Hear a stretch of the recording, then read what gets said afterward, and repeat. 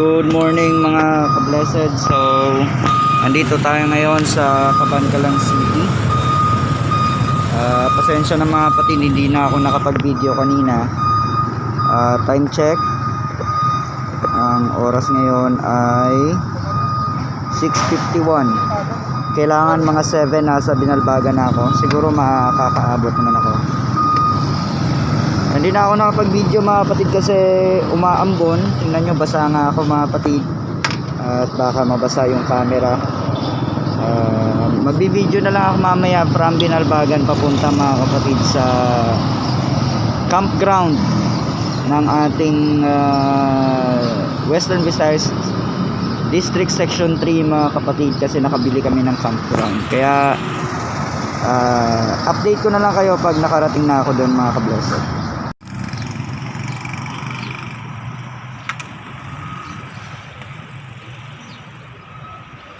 So, good morning. Jollibee, oh. Gutom na ako pero sige na lang.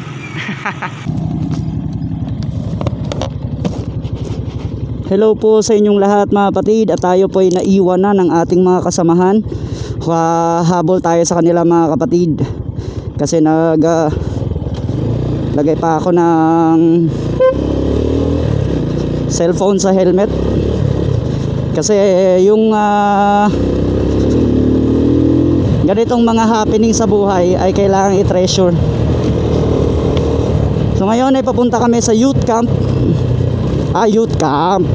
sa campground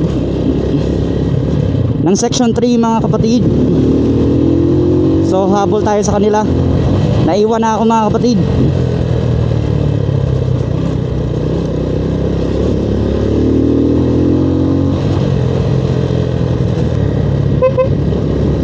Pastor sa lilig mga kapatid.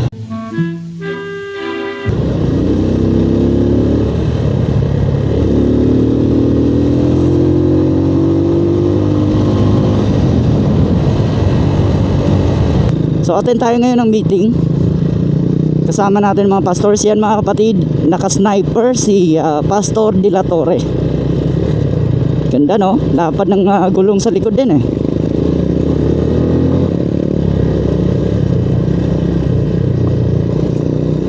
Yung nakasunod sa akin na naka-radar mga kapatid, si Pastor sa lilig.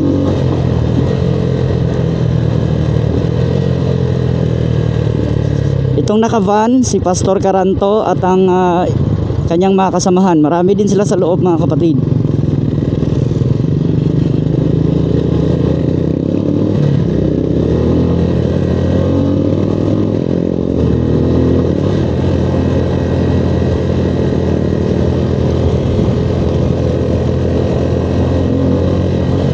Salamat, naabutan ko pa sila.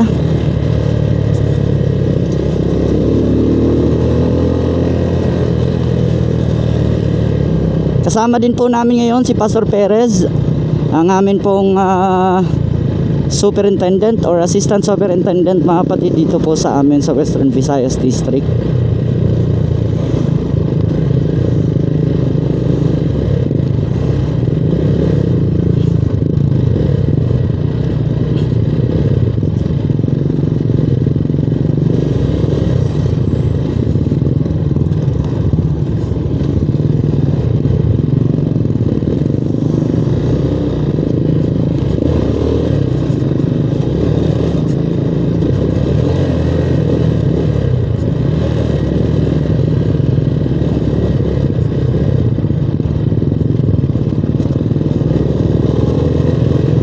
Pastor De La Torre mga kapatid.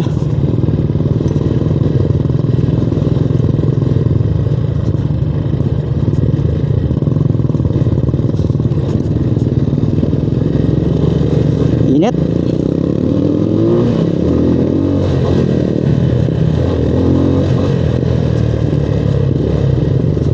Yung nasasakyan sa likod mga kapatid, si Pastor Relatado, at kasama niya sila ni Pastor Mahinay.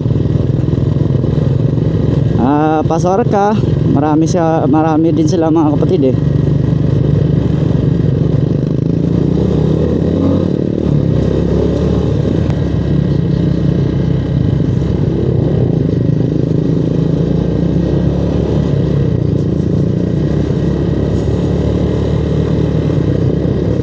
Pastor ano?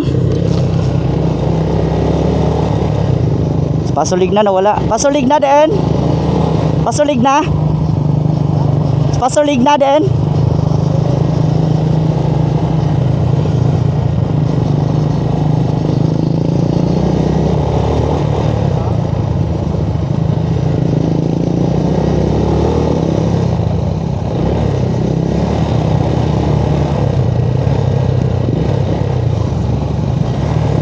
Open visor muna tayo mga kapatid ha. Kaya expect nyo na may maririnig kayong mga wind noise. Sobrang init mga kapatid eh. Yun. Kita na rin.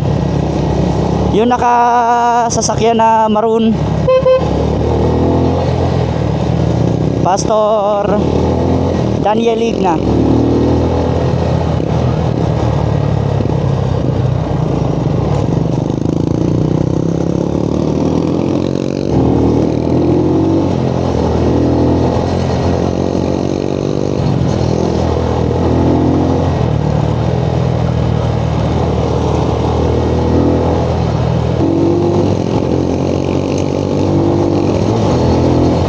So kasama natin mag-ride ngayon si Pastor Erwin de la Torre mga kapatid. Ang gamit niya ay Sniper 150. Sniper 150 mga kapatid ang gamit ni Pastor Erwin de la Torre. Pastor sa lilig naman sa likod, ang gamit niya mga kapatid ay Raider.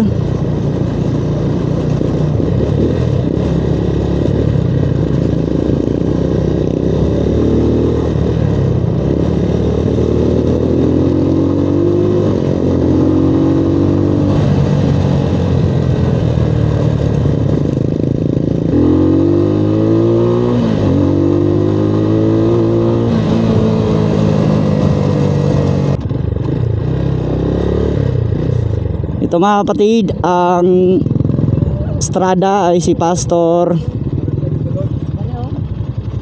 Perez mga kapatid.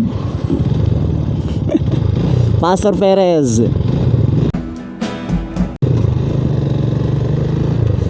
Ito mga kapatid, Pastor Ligna.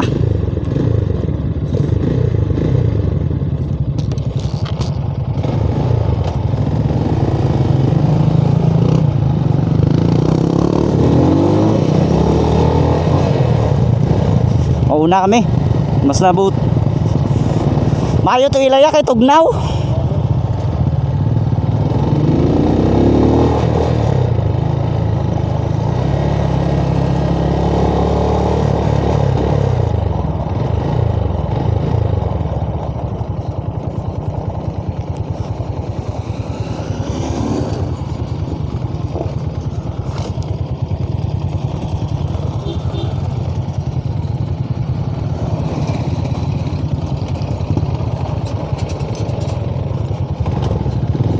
Ko pala sa una sir.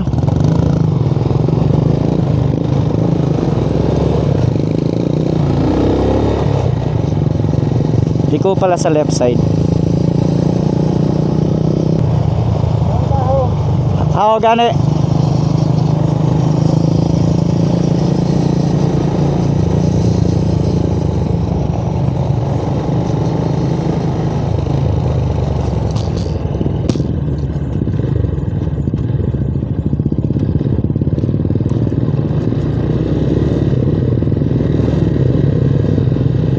Wow.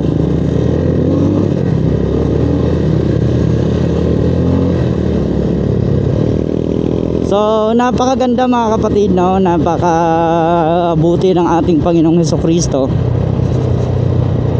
Dahil ang Section 3 pastors ay nagtulungan para po makabili ng lote. Through the help of God mga kapatid, nagtulungan yung mga Section 3 pastors, ministers, with the help of our presbyter mga kapatid, Pastor Armando Caranto, and our Assistant Superintendent Pastor Amado Perez. Actually ito kasama namin si Pastor Perez ngayon. Yun mga kapatid, yung gray na pickup truck. Kasama siya namin ngayon.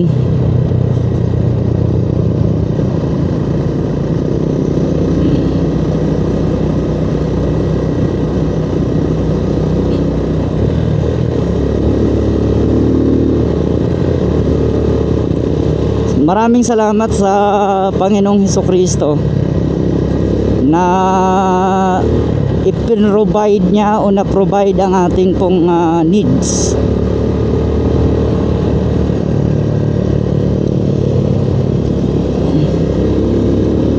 Ang init. Ito pong pupuntahan natin, ito po ang campground ng Section 3 where I belong mga kapatid, which is kami mga pastors. I will not tell the price, ay nag-ambag-ambag po mga kapatid.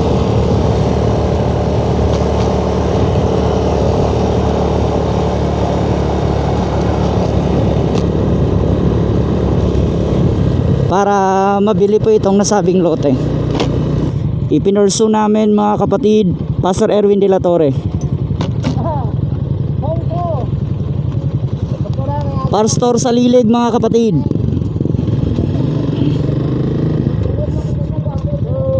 Oh, shout out Pastor.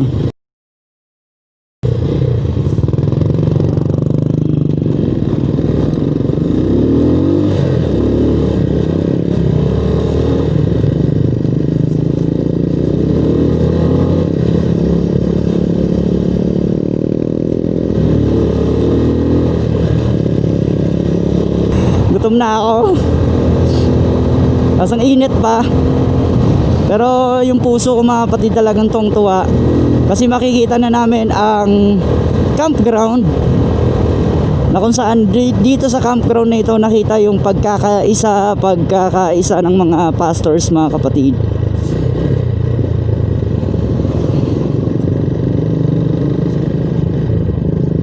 Ganda na motor Pastor Erwin, oh.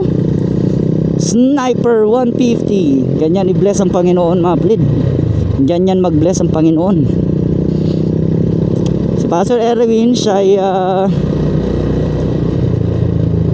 ahead ako sa kanya ng 1 year sa Bible School. Yan. Tapos as the years go by ay nagkita-kita po kami dito sa gawain mga kapatid, sa dito po sa Negros, Aray.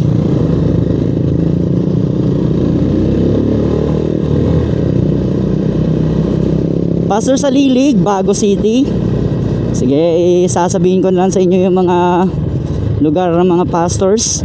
Pastor Arca sa Uringao mga kapatid.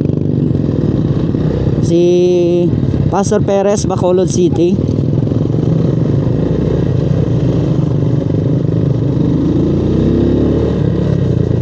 Si Pastor Lig na Binalbagan. Dito na pala tayo sa Biao.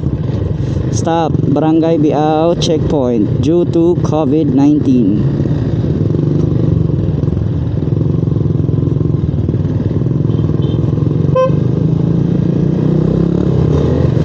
Pastor Noel yun ah.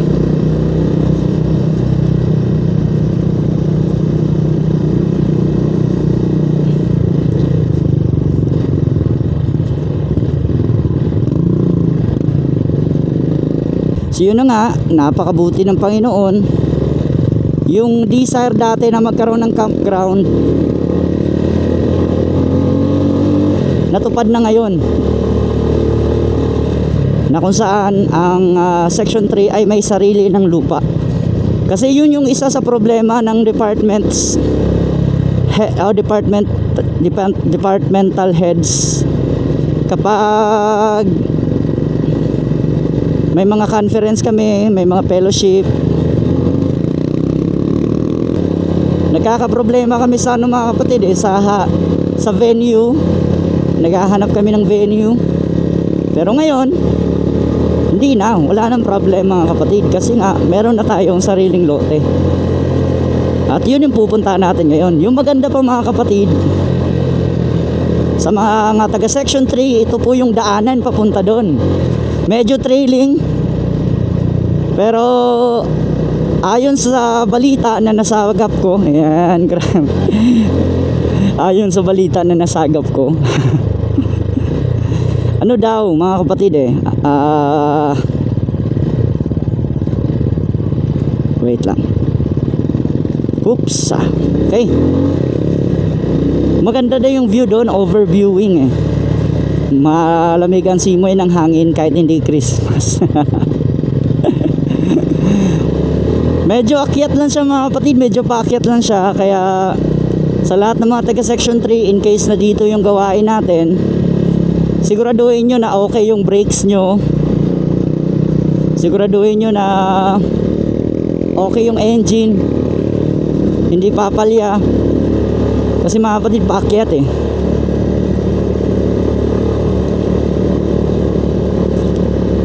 medyo paakyat talaga siya. Kung magta-tricycle kayo, wag yung punong-puno, kasi paakyat talaga siya. Tingnan nyo.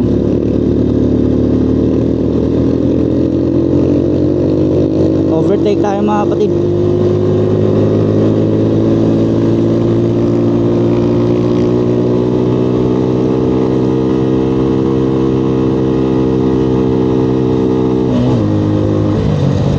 Kasi grabe ka paakyat Ngayon baba naman. Akyat baba. Pastor.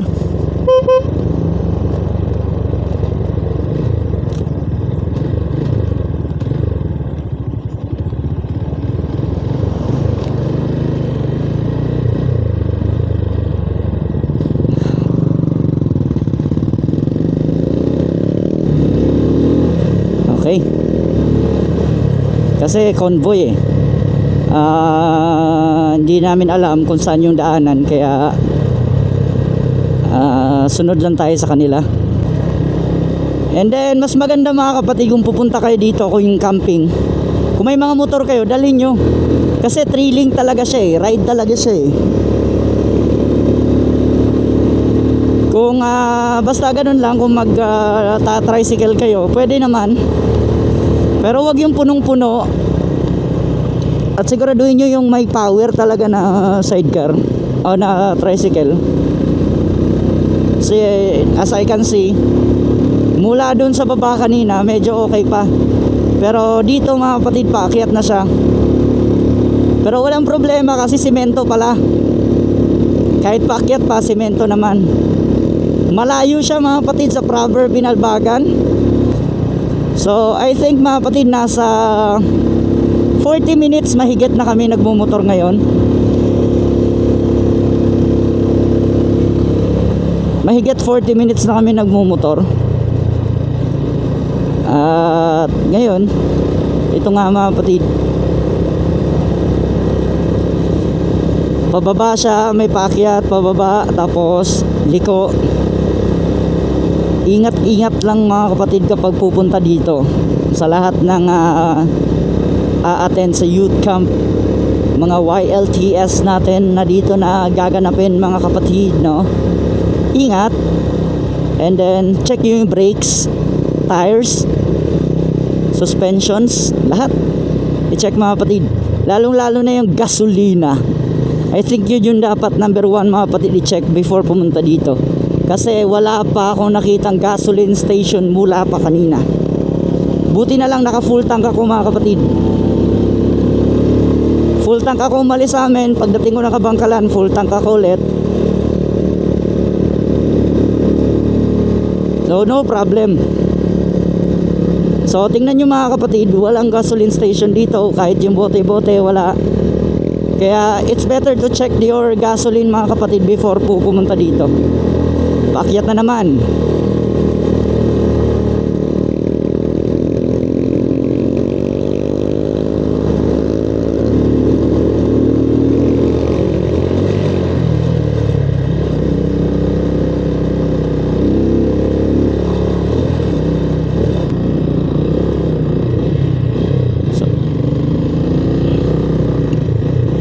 So pagdating dito sa medyo paakyat, liliko tayo sa left side.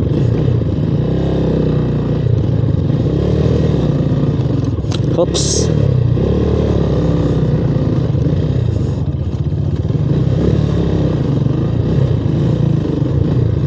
we are here.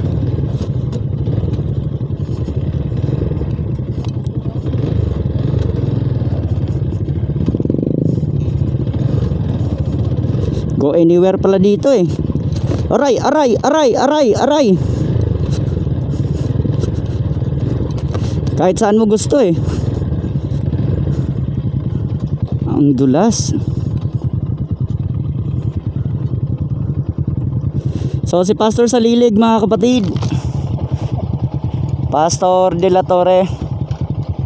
Pastor sa lilig naka Raider 150 mga kapatid, Suzuki. Pastor De La Torre naka Sniper 150. So andito na tayo ngayon. Yan yung mga kasamahan natin mga kapatid. Pastora Doris, Pastor Julie.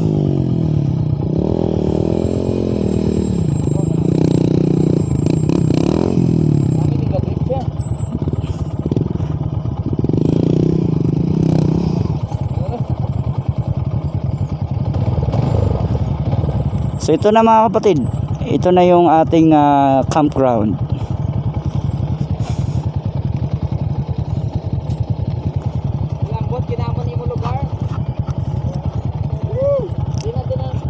Ito mga kapatid si Pastor Jimboy. Siya po yung pastor dito mga kapatid sa Biao. Pastor Jimboy, pastor sa camera. Hello.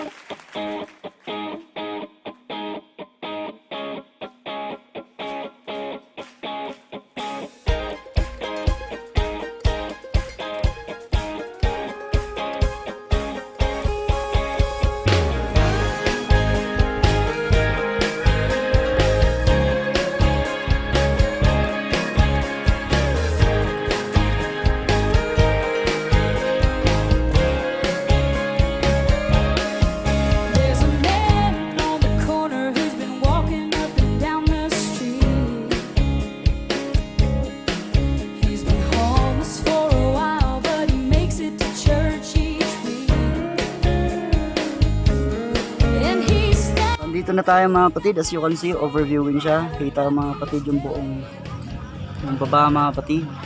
At ito po yung ginawang cottage ng Binalbagan Church. So, yung mga sasakyan, motor natin mga kapatid.